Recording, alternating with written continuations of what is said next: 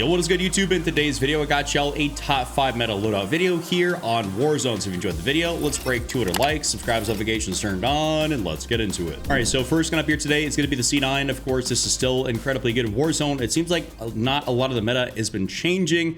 There's a couple of guns that get thrown in there that are indeed better than others, but the C9 is still one of those that is still reigning supreme. So first thing, magazine, y'all want to go throw on extended mag 2. This has not changed. Y'all will definitely run this thing on there.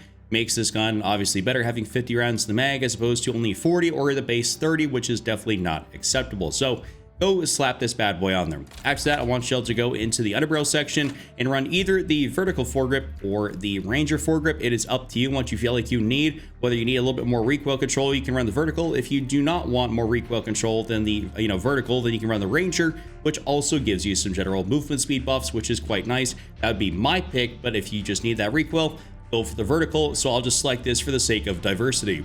After that, in the barrel section, I want you guys to go through on the long barrel or the reinforced barrel. The reason I say or is because you look at the damage range, the damage at effective range, which is right down there below the sort of like, layout of the dummy, whatever you want to call it. Basically, the diagram, there is a 16.1 meters of damage range when you have the reinforced versus 18.2. So relatively negligible in terms of its overall difference. You will, of course, get the bullet velocity increase, which may feel like some of your shots are going to hit faster and harder as a result. But overall, the long barrel probably still will be the better move. Just increase out your damage range. You're not using this thing outside of close range anyway, so you might as well extend it out as far as possible. Rear grip section, want you to go throw in the ergonomic grip here, dive to fire, slide to fire, ADS speed, and jumping aimed out sight speed. Definitely something I highly recommend. If you're not going to use this, then I'd recommend the quick draw grip. That is something that I sometimes see people that play Warzone ranked or something like that. They will run a quick draw grip, and maybe they'd even run a regular extended mag 1 instead of extended mag 2, just for the sake of being able to ADS super quickly. So quick draw grip or ergonomic grip. For everybody else here that's not playing ranked or something else like that, I'm not sure if ranked is still in the game, but ergonomic grip is the way to go. After that stock section, you guys got two options in here. The infiltrator stock being one of them, which is going to be really awesome, especially with this exact build right here, or the balance stock, which is something whenever I have been playing Warzone, this is what I will generally speaking lean to, is the balance over the infiltrator, but both are going to be great options. So slap that on there, and that right there is your full C9 build. Get help unlocking Dark Matter, Abyss, and Nebula camos in Black Ops 6 with Mitch Cactus. They're absolutely the biggest and most reliable in Call of Duty right now. Whether you want something across multiplayer, zombies, or Warzone, they're completely legitimate for all platforms. They're super trusted by the community, and you may have seen them all over YouTube, and that's for good reason. They'll unlock all your camos, augments, and more without needing to lift a finger. With over 17,000 reviews and thousands of personalized vouchers, they're the go-to for all things in Call of Duty. Use code Chuck at checkout for 5% off. Next up, gotta give you guys a build here for the Kilo 141, as this is one of the best ARs you can possibly use. Kind of been that way for a little while. I know the Merrick is obviously up in there, but in terms of a tried and true gun that people really like, it is going to be the Kilo 141. So magazine, y'all gotta throw on extended mag 2 here.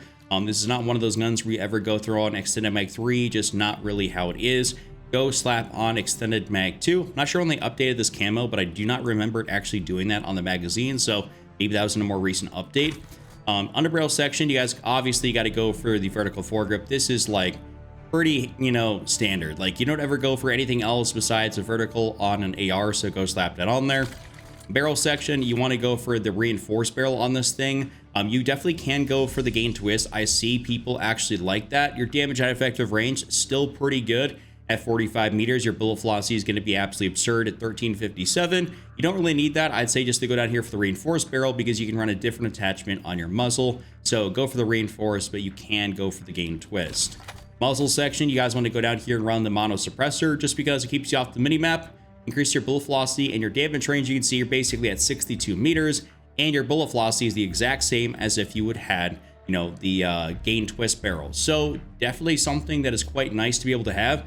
Would recommend going for this if you guys don't feel comfortable with that, and go throw on a compensator. You'll still have great bullet velocity, great overall damage range, and it'll be easier to control. So definitely kind of take that into consideration. So you're gonna run either the compensator or the mono suppressor. That's really gonna be that. Lastly, of course, you got to go for an optic, which is going to be one of a few things. The Volziski reflex is really good. You technically can run the Kepler microflex. Don't really recommend it, as the Volziski is just a little bit more clear, easier to be able to use. Of course, you can go down here and run something. You run the Otero red dot, the Kepler red dot. That's totally up to you guys. But then I'd recommend also the Jason Armory and the Willis 3 times. And sometimes people go down here and run the RNK multi-zoom. I personally have never cared for it. If I'm going to run it 3 times, I'm just going to be running the Willis, or if I'm running it 2 times, I just want to run the Jason Armory. So kind of do what you want with this. These also give you a little bit less recoil, considering, you know, you have a suppressor, which, you know, we don't have a compensator on there, so this will be a little bit easier for distance.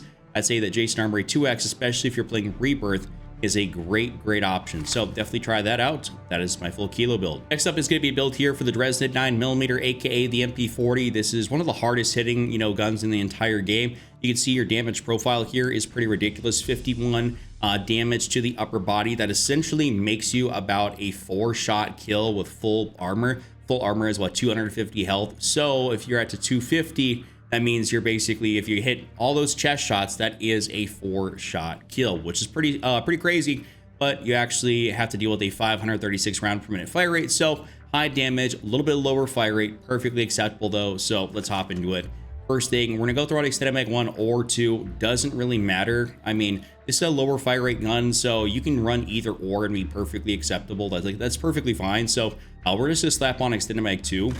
After that barrel section, you guys want to just throw in the long barrel to increase out your damage range to essentially 20 meters. Really awesome sauce. No real reason to go out here and use the reinforced barrel. As you can see, your bullet velocity is already 700 meters a second, which is way faster than any other SMG. Basically, even with a, you know, like a reinforced barrel or a gain twist. So it's like, and if you put it on a gain twist barrel, getting out to 1,050 meters a second, that's like essentially GPR territory. So no reason to do that. Like, just throw in the long barrel, be effective at close range, and we'll be good to go from there. After that muzzle, you guys want to go for the suppressor or the compensator. Up to you. And if you want to be off the radar, kind of have a little bit of sneaky MP40 vibe, or if you don't really care and you just want to be able to take care of some of that recoil, up to you guys. I personally prefer the suppressor though. After that, rear grip, I just want to say go for that ergonomic grip. Pretty standard, pretty tried, pretty chew on this thing.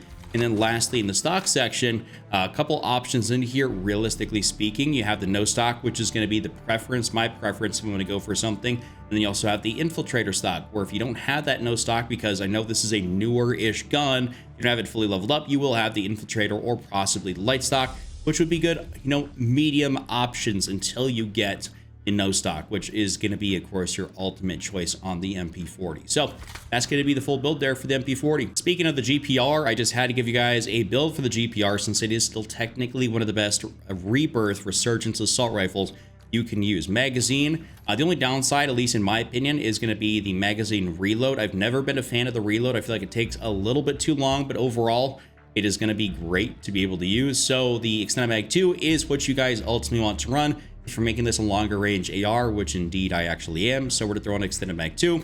After that, underbarrel section, of course, you run the exact same thing, the vertical foregrip. This is what you always run on an assault rifle.